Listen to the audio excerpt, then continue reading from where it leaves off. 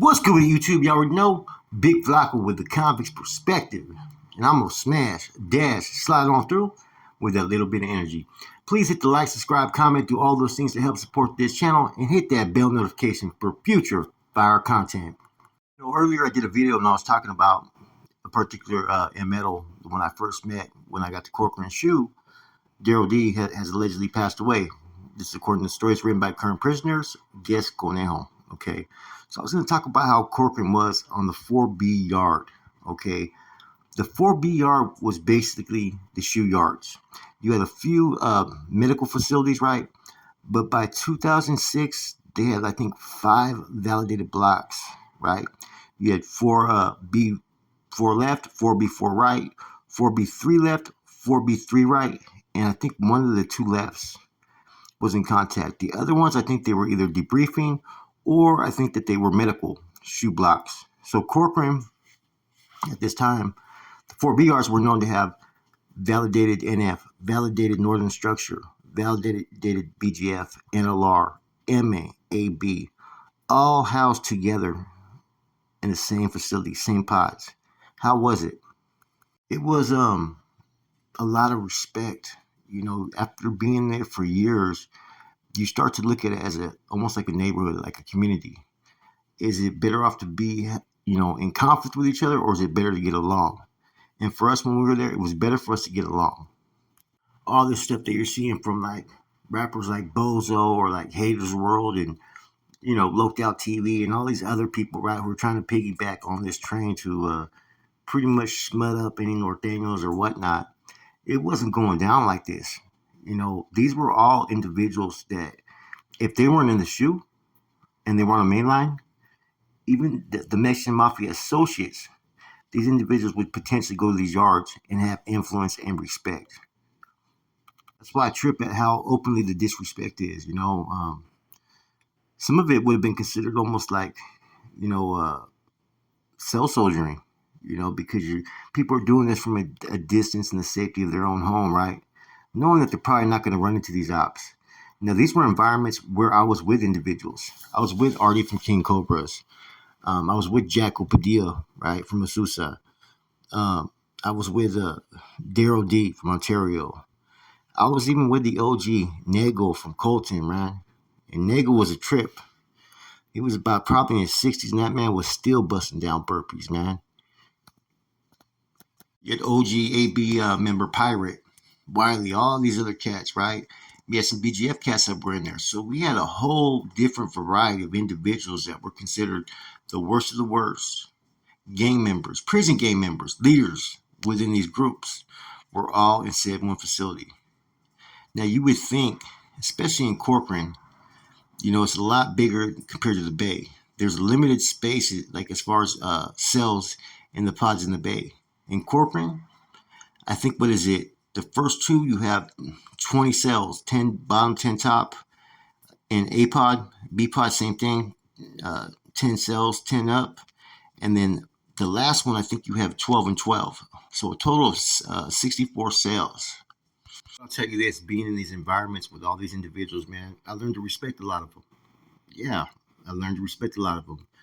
We'd have conversations about how it was in Southern California. We're talking about Heinas, oldies, drinking Coronas, and all the similar shit that individuals did down south, we were doing up north.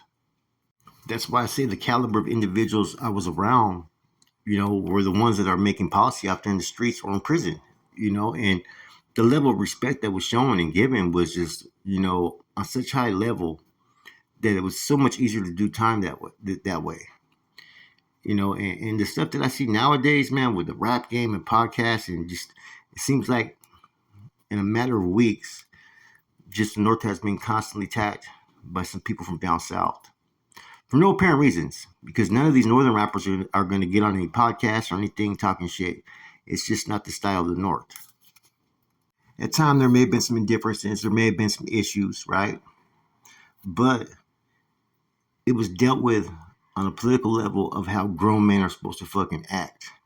It wasn't like, oh no, you're the op, we can't do this and do that. Nah, it was respectful. Everybody knew who the designated channels were.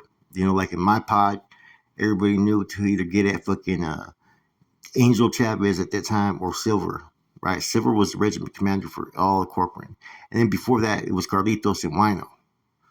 So all these people that were there, man, like I said, the Grajedas were there. Besides all the individuals I just mentioned, right? You also had future inmates that were there. You know, one of the main ones that just beat his case recently was there with me. Looking, Johnny Martinez, Crow from out there in Orange County.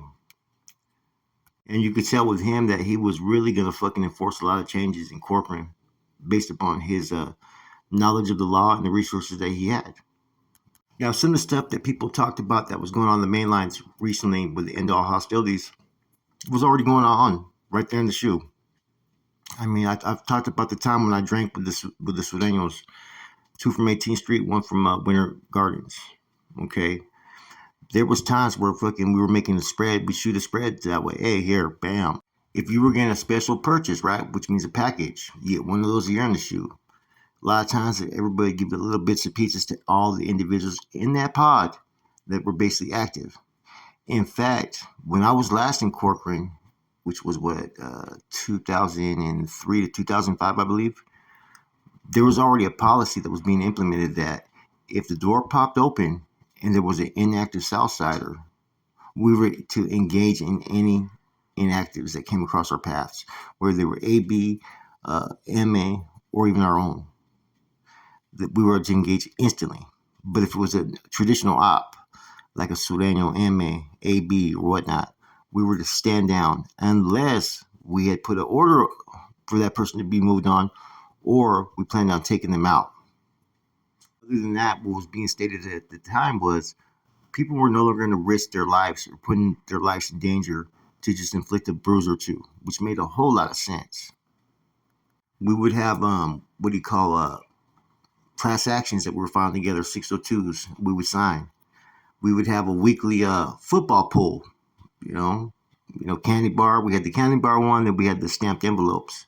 So all of us were pretty much had respectful relationships with each other. You know, and all of us pretty much participated. I remember playing Daryl. You know what I'm saying? Fucking from Ontario, playing him at chess before on the tier. That motherfucker whooped my ass when I played him. He was good. He had that chessboard up in his mind. That's how sharp he was. Homeboy that was next to me from 18th Street. For a while, I used to go to yard, you know, the walk-alone yards, and sometimes we'd go to the big yards, the walk-alone, which is the old group yards. And there's cracks where you would talk to each other. So I got to know a little bit about, you know, the little winos from 18th Street, fucking Danny Martinez, Danny Boy, fucking Shotgun, and you know, I was helping Shotgun, teaching him how to play the stock market, because at that time he wasn't aspiring to become an metal. He was striving to become MA. And he was a sharp dude. He was Jack Will's secretary at that time.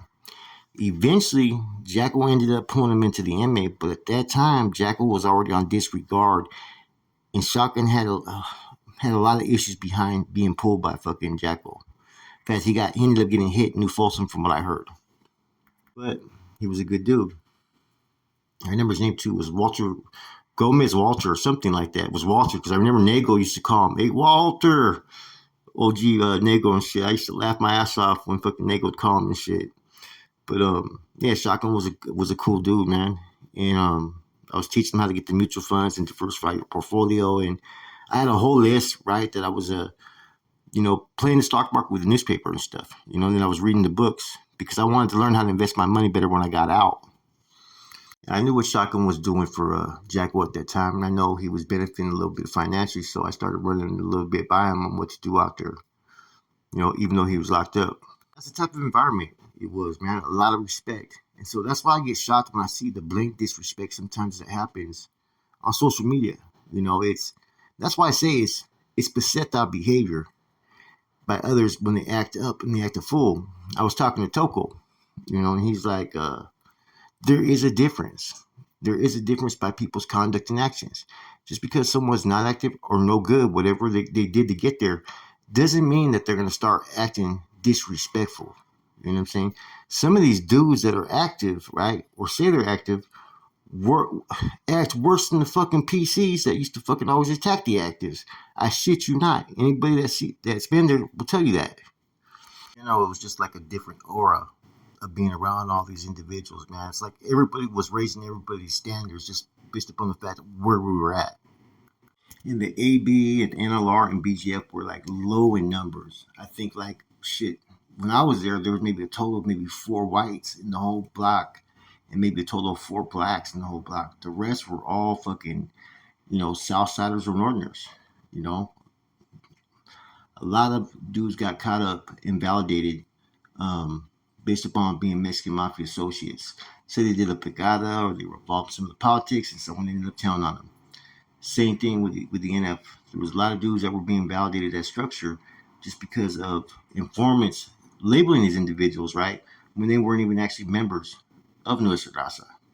That's why when I talk about being around like real sureños, real camaradas, real emeros, you know, the content that I see sometimes, man, from like some of the active podcasts, man, it doesn't even match up even close, man. These dudes would be embarrassed to be acknowledged by some of the homeboys, man, by the way they act. And that's just the truth, man. All the cats I mentioned, man, all solid individuals. The one thing too was there was always communication, right? Those doors were always open for everybody that was there in that shoe block.